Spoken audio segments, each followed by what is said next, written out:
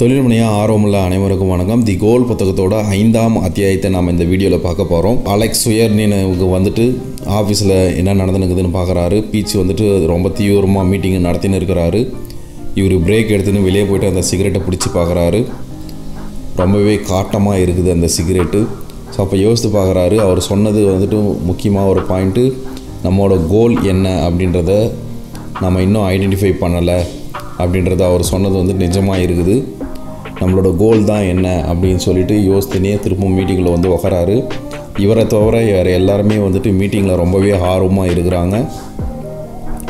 Bill சொல்கிறத வந்துட்டு கவனமாக நோட்ஸ் எடுத்துக்கிறாங்க. கேல்குலேட்டரில் சில பேர் தட்டி பார்த்துன்னு இருக்கிறாங்க. இந்த மாதிரி எல்லா விஷயமும் அந்த இடத்துல போயின்னு இருக்குது.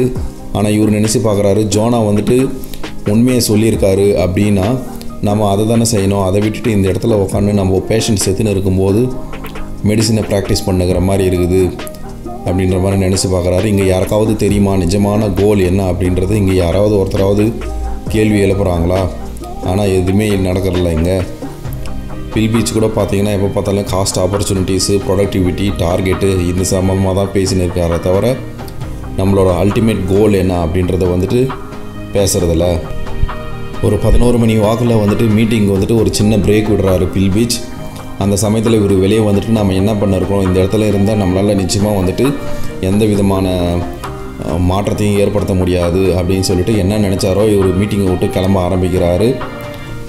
ஸோ இல்டன் ஸ்மித்ன்ற ஒருத்தன் வந்துட்டு மீட்டிங் ஃபுல்லாக வந்துட்டு ஜோனா சொல்கிறதுக்கு எல்லாமே வந்துட்டு ஆளிலையான்ட்டு கூட சேர்ந்து பாடினு தான் அவன் வந்து எதிர்க்க வரான். பில் பீச் இவர் மீட்டிங்கை விட்டு கிளம்பி போகிறத பார்த்துட்றாரு. இந்த மீட்டிங்க்கு வந்து போறியா அப்படின்ற மாதிரி சொல்கிறாரு. ஆமாம் அப்படின்ற மாதிரி சொல்லிட்டு இவர் கிளம்பி போயினே இருக்கிறாரு. ஸோ இவர் நினச்சி பார்க்குறாரு, இவன் நிச்சயமாக பில் பீச் கிட்ட எடுத்துகிட்டு போய்ட்டு வற்றி வைப்பான். இது மூலமாக என்னோடய வேலையை கூட போகிறதுக்கு வாய்ப்பு இருக்குது. ஆனால் இந்த மீட்டிங்கில் இருந்து எந்த ஒரு மாற்றத்தையும் நான் ஏற்படுத்த முடியாது அப்படின்னு சொல்லிட்டு வெளியே வந்து கார் எடுத்துக்கின்னு நேராக ஃபேக்ட்ரிக்கு வராரு. ஆனால் ஃபேக்ட்ரிக்குள்ளே போகிறதுக்கும் இவருக்கு மனசு இல்லாமல் ஃபேக்ட்ரிக்கு உள்ள கேட்டை கிட்ட வந்துட்டு திரும்ப காரை ரிவர்ஸ் எடுத்துக்கின்னு அப்படியே ரோடு மாற்றி ஓட்டின்னு போயினே இருக்கிறாரு. ஸோ திடீர்னு இவருக்கு பசி எடுக்குது. அங்கே பக்கத்தில் இருக்கிற ஒரு பர்கர் ஷாப்புக்கு போய்ட்டு பர்கரு, கோக்கு தேவையானதெல்லாம் வாங்கிக்கின்னு நேராக வந்துட்டு ஃபேக்ட்ரிக்கு போகாமல் சைடில் ஒரு ரோடு போகுது. அந்த ரோடில் வந்துட்டு காரை நிறுத்திட்டு அந்த பர்கரு, பீஸா இது கொண்டு வந்ததெல்லாம் எடுத்து வச்சுக்கின்னு சாப்பிட்டுக்கின்னு யோசிக்க ஆரம்பிக்கிறாரு. கோல் நம்மளோட நிஜமான கோல் என்ன அப்படின்றத உட்காந்து யோசிக்க ஆரம்பிக்கிறாரு. இந்த யூனிகான் நிறுவனத்தோட ஒட்டுமொத்த கோல் அப்படின்றது என்ன அப்படின்னு பார்த்தீங்கன்னா, நிச்சயமாக வந்துட்டு எம்ப்ளாய்மெண்ட் கொடுக்கறது இல்லை, வேலைக்கு ஆட்கள் எடுத்துக்கிறது மூலமாக இந்த யூனிகான் நிறுவனத்துக்கு என்ன லாபம் கிடைக்குது? ஒருவேளை யூனிகான் நிறுவனத்தோட மிகப்பெரிய கோல் வந்துட்டு குவாலிட்டியான ப்ராடக்ட்ஸா அப்படின்ற மாதிரி நினச்சி பார்க்குறாரு. ஆனால் நிச்சயமாக குவாலிட்டியான ப்ராடக்ட்ஸ் இருக்க முடியாது. ஏன்னா ஒவ்வொரு கடத்துலேயும் நம்ம தவறுகளை செஞ்சால் மட்டும்தான் வந்துட்டு ப்ராடக்டை வந்துட்டு இம்ப்ரூவ் பண்ண முடியும். ஸோ அந்த இம்ப்ரூவ்மெண்ட்டெல்லாம் நான் பாஸ்ட் டிகேட்ஸில் பண்ணியாச்சு. இப்போ நாங்கள் கொடுத்துருக்கிறதே பெஸ்ட்டு ப்ராடக்ட் தான். ஸோ எங்கள் நிறுவனத்தோட கோல் வந்துட்டு குவாலிட்டியாக இருக்கிறதுக்கு வாய்ப்பு இல்லை. குவாலிட்டி வந்துட்டு நிஜமாகவே தேவையான ஒன்று தான். ஆனால் அது வந்துட்டு கோலாக இருக்கிறதுக்கு வாய்ப்பு இல்லை. ஸோ இவர் பீர் சாப்பிட்னே அதை பற்றி யோசனை சொல்ல அந்த பீர் கேனை பார்க்குறாரு. எவ்வளோ அற்புதமாக வந்துட்டு இந்த அலுமினியத்தை வடிவமைச்சிருக்காங்க அப்படின்னு நினைக்க சொல்ல அப்போ தான் அவருக்கு ஒரு ஸ்ட்ரைக் ஆகுது. டெக்னாலஜி, ஒருவேளை டெக்னாலஜி தான் வந்துட்டு நம்ம நிறுவனத்தோட கோலாக இருக்க முடியுமா அப்படின்ற மாதிரி யோசித்து பார்க்குறாரு. சடனாக இந்த தாட்டு வந்ததுக்கு அவரே வெக்கப்பட்டுக்கிறாரு. என்ன இது டெக்னாலஜி போய்ட்டு எப்படி ஒரு நிறுவனத்தோட கோலாக இருக்க முடியும் அப்படின்னு சொல்லிட்டு. ஏன்னா டெக்னாலஜி வந்துட்டு ஒருவேளை அங்கே மேனுஃபேக்சரிங்கே நடக்கலை, எதுவுமே நடக்கலை அப்படின்னும் போது டெக்னாலஜியை வச்சுக்கணும் நம்ம என்ன பண்ணுறது? ஸோ டெக்னாலஜி வந்துட்டு கோலாக இருக்கிறதுக்கு வாய்ப்பு இல்லை. ஒருவேளை கோல் அப்படின்றது வந்துட்டு குவாலிட்டி, எஃபிஷியன்சி, டெக்னாலஜி இதெல்லாம் சேர்ந்ததாக இருக்குமா அப்படின்னு யோசித்து பார்க்குறாரு. மறுபடியும் ஒரு பீர் சாப்பிட்டுக்கினே வந்துட்டு சுற்றி பார்க்குறாரு எல்லா இடத்தையும். ஸோ இவரோட ஃபேக்ட்ரிக்கு பின்பக்கமாக பார்த்தீங்கன்னா ஒரு மிகப்பெரிய கட்டடம் இருக்குது. அது இந்த நிறுவனத்தோட வேர்ஹவுசஸ். ஸோ அதுக்குள்ளே பார்த்தீங்கன்னா ஏகப்பட்ட ஃபினிஷ்டு கூட்ஸ் இருக்குது. எல்லாமே பாக்ஸில் போட்டு அடுக்கி வச்சுருக்கிறாங்க.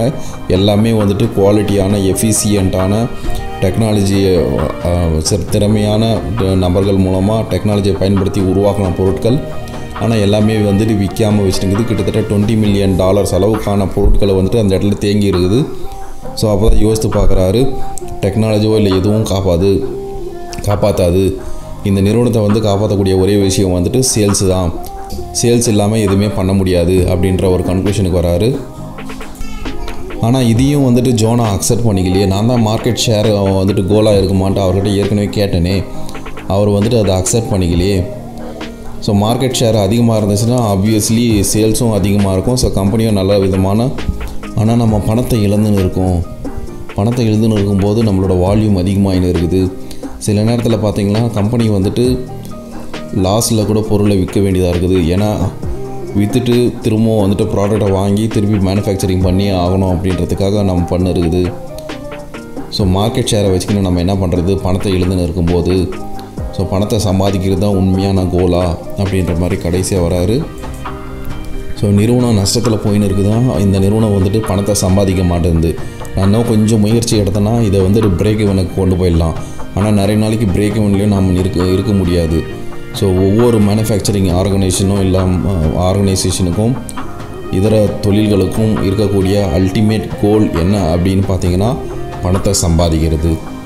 ஒரு பேப்பர் எடுக்கிறாரு, ஒரு பேனா எடுக்கிறாரு, எல்லாத்தையும் உட்காந்து எழுத ஆரம்பிக்கிறாரு. இவரோட நிறுவனத்தில் நடக்கிற ஆக்டிவிட்டீஸை எழுத ஆரம்பிக்கிறாரு. அந்த இடத்துல என்னென்ன நடக்குது அப்படின்றத எழுதுறாரு. ப்ராடக்டை வந்து ப்ரொடியூஸ் பண்ணுறாங்க, ஹை டெக்னாலஜி யூஸ் பண்ணுறாங்க, நல்ல ஒரு எம்ப்ளாயீஸ் இருக்கிறாங்க, ப்ராடக்டை வந்துட்டு குவாலிட்டியாக செல் பண்ணுறாங்க, மார்க்கெட் ஷேரை வந்துட்டு கேப்சர் பண்ணுறாங்க, அண்டு மேலும் சிலதெல்லாம் ஆட் பண்ணுறாங்க. கம்யூனிகேஷன், கஸ்டமர் சாட்டிஸ்ஃபேக்ஷன் இதெல்லாம் ஆட் பண்ணுறாரு.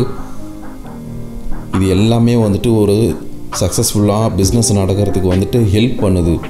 இவங்கெல்லாம் என்ன பண்ணுறாங்க அப்படின்னா கம்பெனிக்கு வந்துட்டு பணத்தை சம்பாதிக்கிறதுக்காக வந்துட்டு உதவி பண்ணுறாங்க.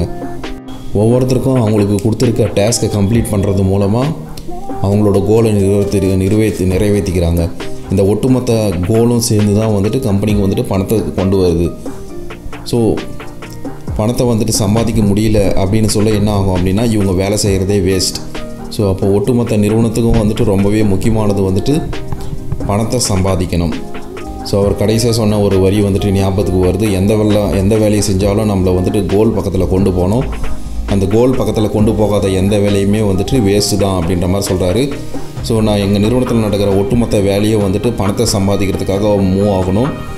அப்படி பணத்தை சம்பாதிக்கிறதுக்காக அந்த வேலைகளெல்லாம் நடக்கலை அப்படின்னும் போது நிச்சயமாக வந்துட்டு அது ஒரு தேவையில்லாத வேலை தான் அப்படின்ற மாதிரி நினைக்கிறாரு. ஃபைனலாக வந்துட்டு இவர் கையில் வச்சுருக்கிற பீரோட கடைசி இதை வந்துட்டு குடிச்சிட்டு அதை தூக்கி போட்டு ஒரு கன்க்ளூஷனுக்கு வராரு. ஒட்டுமொத்த யூனிகோ நிறுவனத்தோட கோல் என்ன அப்படின்னு பார்த்தீங்கன்னா மேக்கிங் மணி, பணத்தை சம்பாதிக்கணும். இது மட்டும்தான் வந்துட்டு ஒவ்வொரு நிறுவனத்தையும் வந்துட்டு உயிரோட்டமாக வச்சுன்னு இருக்கும். ஸோ ஏதோ ஒன்று கிடச்சிச்சு, இந்த இடத்துலேருந்து ஸ்டார்ட் பண்ணலாம் அப்படின்னு சொல்லிட்டு ஆஃபீஸுக்கு கிளம்பி போகிறாரு. ஸோ இதோடு வந்துட்டு 5வது அத்தியாயம் முடியுது. இந்த புத்தகத்தை நீங்கள் வாங்கணும்னு விருப்பப்பட்டீங்கன்னா கீழே டிஸ்கிரிப்ஷனில் லிங்க் கொடுத்துருக்கேன். அந்த லிங்கை ஃபாலோ பண்ணி வாங்கிக்கிங்க. இந்த வீடியோ பிடிச்சிருந்தால் லைக் பண்ணுங்கள், உங்கள் நண்பர்களோட ஷேர் பண்ணுங்கள், சூப்பர் மென்டா சேனலுக்கு சப்ஸ்கிரைப் பண்ணுங்கள். மீண்டும் உங்களை அடுத்த வீடியோவில் சந்திக்கின்றேன். மிக்க நன்றி.